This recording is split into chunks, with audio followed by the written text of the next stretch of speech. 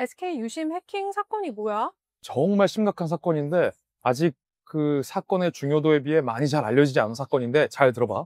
SKT는 가입자 2,300만 명을 보유하고 있는 국내 최대의 통신사야. 그런데 그 고객 정보가 다 들어가 있는 통신사의 핵심 서버가 있어. 이 서버 중에 한 곳이 정체불명의 해커의 공격을 받은 사건이야. 그리고 고객의 개인 정보와 이 단말기마다 고유의 정보가 담겨 있는 고유의 유심 정보들이 탈취당했다는 걸 SKT가 뒤늦게 인지한 사건이기도 해. SKT의 신고로 이 정부와 경찰 사이버 수사대가 지금 해커를 쫓고 있는 상황이야. 그런데 아직까지도 누가 이런 공격을 했는지, 왜 이런 해킹 공격을 했는지, 유출된 고객 유심 데이터로 어떤 짓을 꾸미고 있는지 아무것도 모른다라는 게 더 충격적인 사건이기도 하고. 헐, 어떻게 해킹된 거야? 그래서 내가 좀 취재를 해봤는데 SK텔레콤이 18일 오후에 사내 시스템 데이터의 흐름 중에 이상 흐름을 포착한 거야. 그래서 이 데이터들을 살펴보다가 5시간 뒤에 떡하니 악성 코드를 발견하게 된 거야. 아, 이거 해킹이다 라고 직감을 한 순간이었지. 곧장 유출된 데이터가 뭔지를 분석한 결과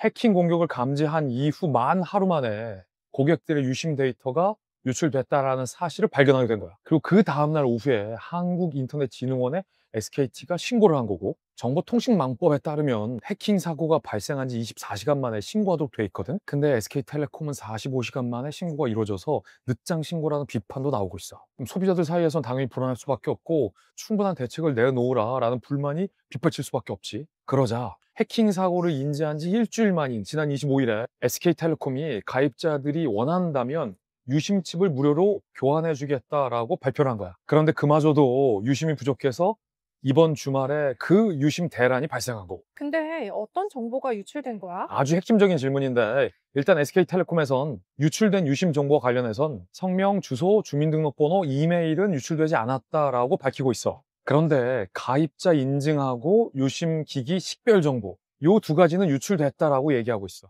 근데 이게 왜 위험하냐면 이 유심은 통신망 내에서 개개인을 식별하고 인증하는 고유의 정보야. 이 유심 정보가 탈취된 것만으로도 제3자가 이를 토대로 불법 유심 칩을 만들어낼 수 있거든. 혹은 마치 나인 척 신원을 도용하거나 새로운 핸드폰을 만들어낼 수 있는 거야. 그래서 문자 메시지를 탈취하거나 금융 데이터를 가로채는 정보로도 악용할 수 있는 거지. 이번 해킹 공격으로 SK텔레콤이 입은 구체적인 피해 규모가 아직까지 확인되지 않고 있어. 그리고 유출 경로도 아직까지 증명되지 않은 상태인 거고, 해킹 피해를 본 걸로 추정되는 장비는 중앙에서 단말기를 인증하는 서버다라고 추정되고 있거든. 그래서 만약에 이 다크웹 등으로 유출된 정보가 유통될 경우에는 이 해킹의 파장이 상당할 거라는 우려도 나오고 있어. 그럼 유심을 복제할 수 있는 거야? 그럼 이론상으로는 충분히 가능해.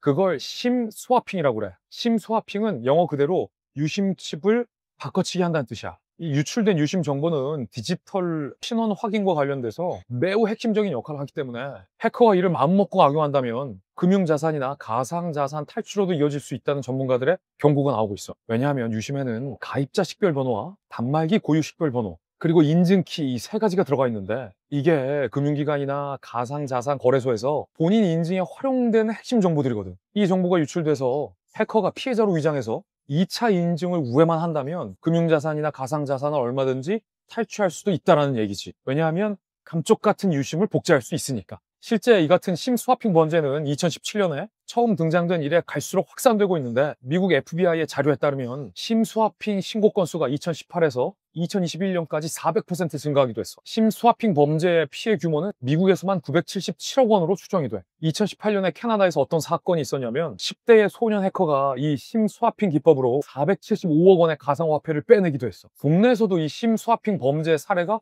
이미 발생했어요. 2022년에 경찰이 40건 상당의 심 스와핑 의심 사례를 수사한 바도 있어. 당시 국내 피해자들은 휴대전화가 갑자기 먹통이 된 이후에 2억 7천만 원 상당의 가상자산을 도난당하기도 했어.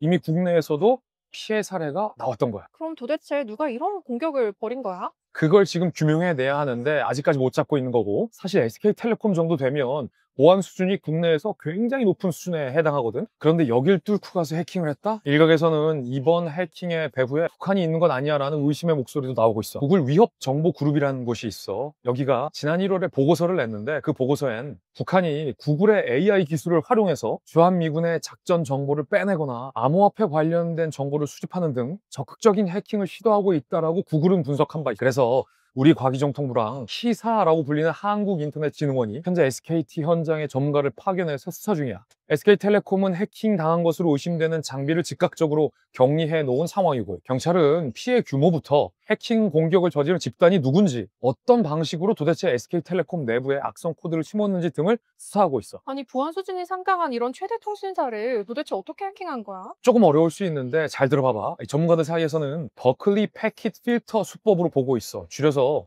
일종의 이 뒷문을 몰래 만들어 놓고 해커가 명령을 내려서 특정 데이터들을 그 만들어 놓은 뒷문으로 빼내는 해킹 방법이야. SK텔레콤이 이 뒷문의 존재를 발견하기 전까지는 해커가 있었다는 사실조차도 알 수가 없어. 해커들은 당연히 찾기 어려운 곳에 일종의 이 뒷문을 만들어 놓았겠지. 보안 전문가들에 따르면 이 수법은 중국의 해커 그룹이 수년간 써왔던 방식인데 2021년에 처음으로 공개가 됐어. 악성 코드를 통해서 이런 해킹을 다 하는 거야. 이번에도 SK텔레콤의 보안 담당자가 사내 데이터 움직임의 이상한 흐름을 감지해서 5시간 만에 이 악성 코드를 발견해낸 거거든. 그나마 재빨리 대응한 셈인 거지. 삼성그룹은 최근 이 SK텔레콤 해킹 사건에 대해서 SK를 쓰고 있는 임원들의 유심칩을 즉각 교체할 걸 독려했어. 포스코, HD현대, 한화, 현대차까지 굴지의 기업들도 SK텔레콤을 사용하고 있는 임원들의 유심칩 교체할 것을 지시해 놓은 상황이야. 그리고 특히 잘 들어.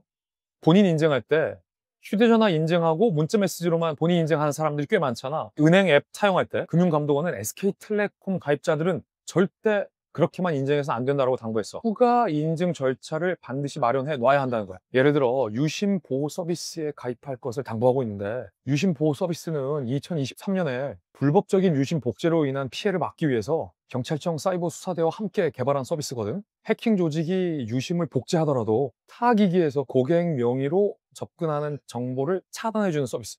여기까지 하면 SK텔레콤의 유심 해킹이 왜 중요하고 심각한 문제에 대해서 다 알았다고 보면 돼. 역시 쉽고 다정한 설명에는 따라올 자가 없다. 음. 꽉TV 구독하면 놓치지 않고 볼 수 있는 거죠? 그럼 오늘도 고마워요.